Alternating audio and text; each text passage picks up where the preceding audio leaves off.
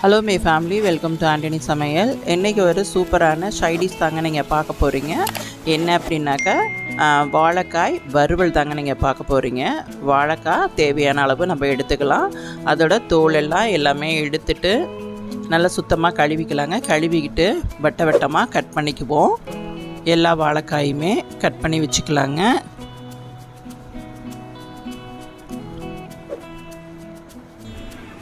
அதோட ஒரு 10 பல் பூண்டும் அடுத்து பச்சை மிளகாவும் நமக்கு காரத்துக்கு தகுந்தது மாதிரி எல்லாத்தையும் போட்டு நல்லா இடிச்சுக்கலாங்க. வாழைக்காய் வந்துட்டு வாய்வு அப்படிங்கிறதுனால வந்துட்டு நான் பூண்டு சேர்த்துருக்குறேங்க. இது ஒரு சிம்பிள் ரெசிபி தாங்க. இது வந்து ரசம் சாதம், தயிர் சாதம், அடுத்து சாம்பார் எல்லாத்துக்குமே சூப்பரான ஒரு சைடிஷுங்க. அடுத்து ஒரு கடாய் வச்சுருக்கிறேன். தேங்காய் எண்ணெய் ஊற்றிருக்கிறேங்க. தேங்காய் எண்ணெய் காஞ்சதுக்கப்புறம் நம்ம கட் பண்ணி வச்சுருக்க வாழைக்காய் இருக்குது பாருங்கள், அதை எல்லாமே தனித்தனியாக உதுத்து வச்சுட்டு நம்ம எண்ணெயில் போட்டு நல்லா ஃப்ரை பண்ணிப்போங்க.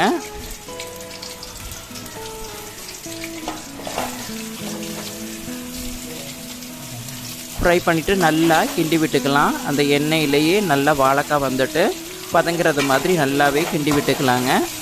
கிண்டி விட்டு முடித்ததுக்கப்புறம் நம்ம இடித்து வச்ச அந்த பூண்டையும் பச்சை மிளகாவையும் எடுத்து போட்டுக்கலாங்க. அதோட கொஞ்சம் மஞ்சத்தூள் போட்டுக்கலாம். அதோட மிளகுத்தூள் கொஞ்சம் போட்டுக்கலாங்க. கொஞ்சம் பெருங்காயம் போட்டுக்கலாம்.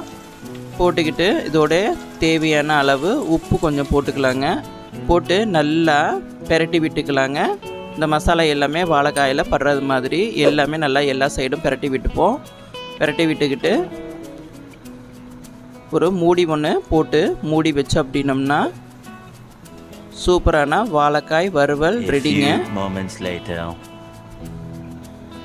எடுத்து பார்த்தீங்கன்னா சூப்பராக வாழைக்காய் நல்லா வந்து அந்த எண்ணெயிலே நல்லா முறிஞ்சு இருக்குங்க.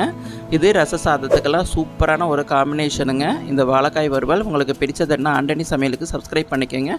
ஓகே, தேங்க்யூ, பாய்.